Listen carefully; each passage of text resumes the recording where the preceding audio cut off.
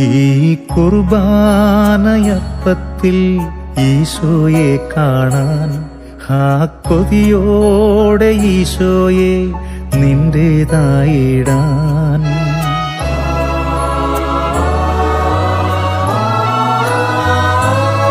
ഈ കുർബാനയപ്പത്തിൽ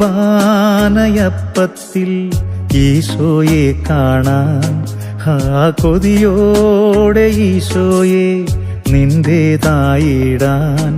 നീ അത്താഴമായി എന്നത്താണിയായി